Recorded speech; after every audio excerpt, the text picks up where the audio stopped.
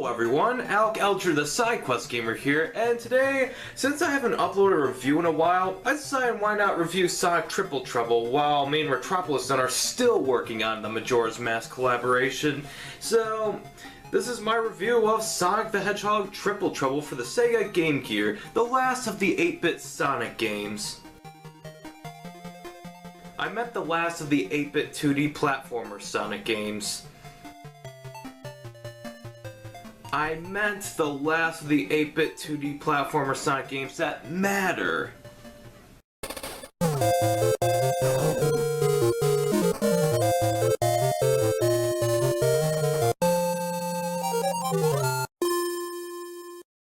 Before we move on to the Super Mario Bros. 1980s video games marathon, I want to clean one of my slates, and that is the Sonic 8-bit 2D platformers. I'll eventually do a Sonic marathon on just the spin-off games that include Labyrinth, Spinball, and all the others.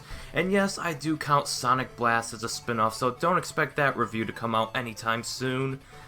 Sonic Triple Trouble was released in October of 1994 in North America for the Sega Game Gear, same year as the popular Sonic the Hedgehog 3 for the Sega Genesis. I couldn't find much on the development history of Sonic Triple Trouble other than it was developed by Aspect Software, so it's probably a given that Sonic Chaos sold well enough to warrant a sequel. But unlike Sonic Chaos, there wasn't a Master System version because while the Master System's run came to an end in 1991 in North America, Europe and Japan had it in circulation longer than we did, but even support for the Master System in those regions had to come to an end eventually, as the Sega Mega Drive was over there for 4 years now. But surprisingly, that wasn't the ultimate end of the Sega Master System console because it still got a port of Sonic Blast as late as 1997. Keep in mind, this was when the Mega Drive/Genesis ran its course, and this was when the Sega Saturn was out on the market. I don't know why this was the case that it got a port on the ancient Master System. Maybe it was for the South American market, but I really don't know. Luckily, the Sega Game Gear being a handheld would still be profitable to make a new Sonic game for. Unlike consoles that have to upgrade every 5 years with new hardware, handhelds can get away with being on the market for at least 5 to 8 years unless we're talking about smartphones and tablets. While the Master System faded away, the Game Gear was still in circulation and wouldn't go anywhere until 1997, so it made sense to only release Sonic Triple Trouble for the Game Gear. The story involves Dr. Robotnik somehow managing to get all the Chaos Emeralds, despite me collecting them in the previous game and this is a sequel, but anyways, he put them in his giant weapon being the Atomic Destroyer, which I guess is some sort of doomsday device, I don't know.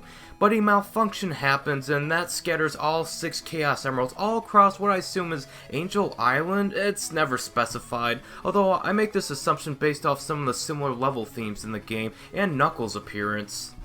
Dr. Robotnik is able to claim the yellow Chaos Emerald, but many others are after the 5 other emeralds. Sonic and Tails are trying to collect them before Robotnik does, only to be stopped by Knuckles, who apparently didn't learn his lesson in Sonic 3, because Robotnik somehow convinced Knuckles again that Sonic and Tails are out to steal the emeralds for their own purposes, and not the greater good. Even the last time that Knuckles is tricked into fighting Sonic. Play Sonic Advance 1 for the Game Boy Advance, and you'll see that Knuckles is clearly a gullible idiot. With all this commotion going on, a new enemy has stepped into the ring, a treasure hunter named Knack the Weasel, who wants to steal the emeralds for himself and probably sell them. Between Knuckles, Knack, and Robotnik, this is Triple Trouble. One thing I must mention is that the graphical detail and color palette are probably the best Aspect has put out there for the 8-bit Sonic games. Not that Sonic 2 and Chaos were bad by any means. They were pretty good looking for the Game Gear, but they previously seemed to be only able to make the sprites look good, but the background and foregrounds were just decent at best. It does show time and effort went into the art direction, and I always appreciate that from a second-party developer. The gameplay is similar to Sonic Chaos, except that they didn't make Triple Trouble stupidly easy. They upped the difficulty for the better, and there's never a moment where I felt the difficulty was too high in one area. You start the game with the option to play as either Sonic or Tails, and they each have their own unique abilities you saw in Sonic Chaos. But this time, Tails' campaign is worth playing through, and while slightly easier, he can go after the Chaos Emeralds this time.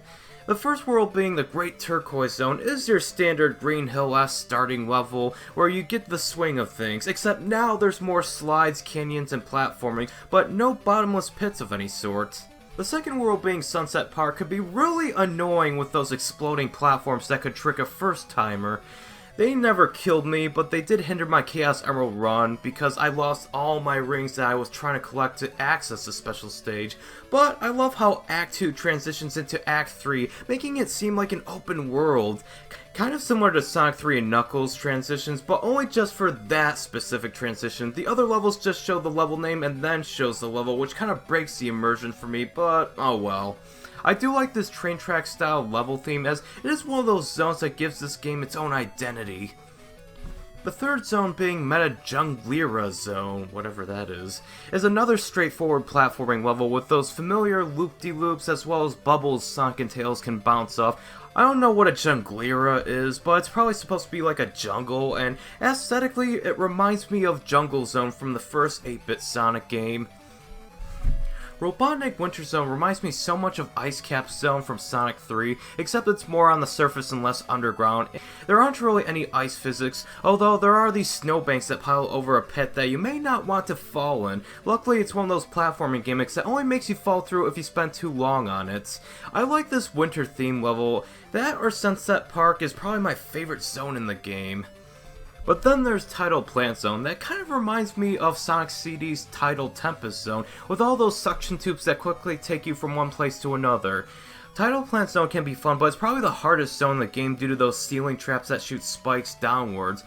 One thing worth noting is, if you're playing as Tails, you can find and ride a submarine around certain sections of the levels until you take damage and lose it. And because you can't take it with the tubes with you, you kinda have to take a hit so you can travel through those tubes.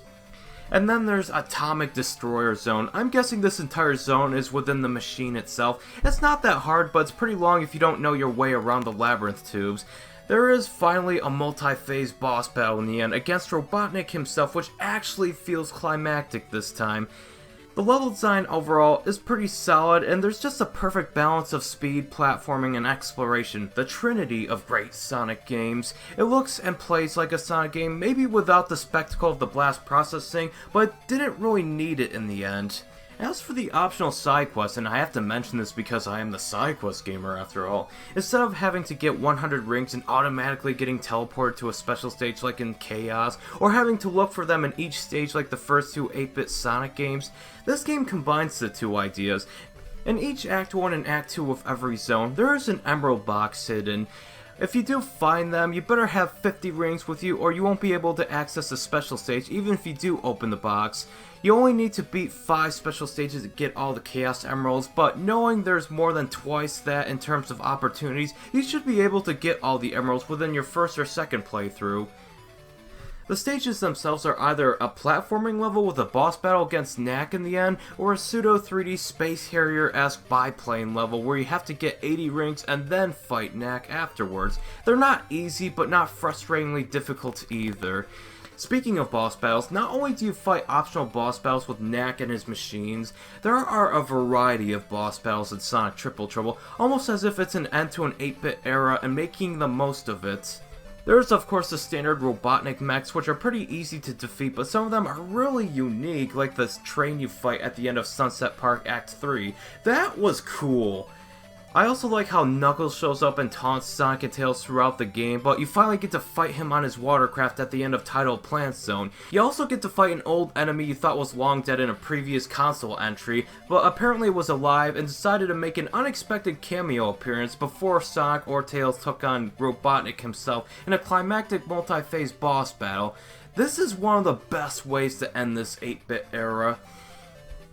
As for gripes, I don't have many to be honest. Since this game didn't have to keep in mind 2 different platforms that the game would be released on, they designed the game with the Game Gear in mind, so issues like screen crunch are pretty much non-existent. I don't remember being ambushed by an enemy due to poor visibility, and if you can't see an incoming enemy, the sound design assures you that you can hear some of them like the projectiles in Tidal Plant Zone before they show up on screen. If I were to complain about one thing in this game, it's that the music is kind of forgettable. 8-bit chiptunes require a lot of thought in order to be memorable as well as fit the level themes they're representing. You'll appreciate that it's there, but I cannot honestly remember anything other than the Great Turquoise and Sunset Park Act 3 themes. I'd say the music is on par with Chaos. It's not bad, it's just alright. But overall, Sonic Triple Trouble, based on its own merits, I'd say is right up there with the Genesis games in terms of quality. What it lacks in their spectacle, it definitely makes up for in terms of overall gameplay and progression. It's not a long game as I finished it in under 3 hours, but if they're the best 3 hours on the Sega Game Gear you'll ever spend, that's totally worth the price of admission. Sonic Triple Trouble is fun as the overall experience. There was never that one zone I couldn't stand, and I loved getting all the Chaos Emeralds and enjoyed the special stages enough. I'd give this game a 91 out of 100. While I'd rather play something like Sonic Advance, Rush, and Sonic 3 Knuckles in terms of 2D platformers, Sonic Triple Trouble is a great time, even with the limitations of the 8-bit Game Gear. Get it for the Nintendo 3DS, it should only be around $5 in North America. You think, what if there was a port for the Master System?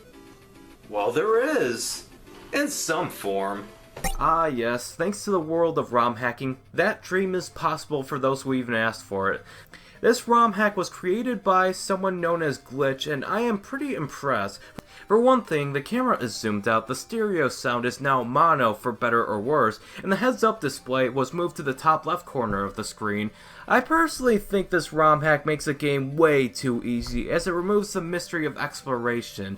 It was a novel idea, and for those who would rather play this version, go right ahead. I think I honestly prefer the Game Gear version, because after a while, the Master System version bored me because it was too easy for my liking. So that's Sonic the Hedgehog Triple Trouble for the Game Gear, which you can also download for the 3DS. It's the last of the 8-bit 2D Sonic platformers. That matters to me, personally. But how's the rest of this little series overall, in case you didn't watch the other videos?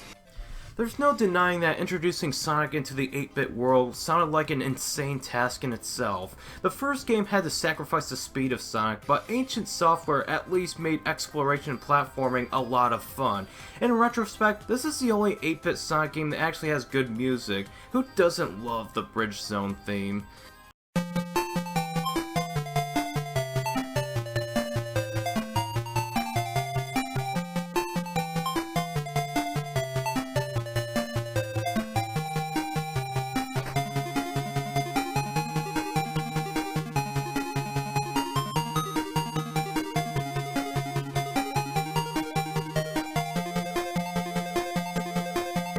The second game still didn't quite have Sonic speed, and with Aspect taking over development of the 8-bit Sonic series, the first attempt was abysmal, especially on the Game Gear. It was too frustrating and carelessly designed for me to enjoy it, and I'm not going to lie, this first attempt made me doubt how the rest of the 8-bit Sonics developed by Aspect would turn out. But luckily, Aspect redeemed themselves with Chaos and especially Triple Trouble, as they even surpassed the first 8-bit Sonic in terms of quality. In fact, I'd say Chaos and Triple Trouble even compare to some of the Genesis Sonic games.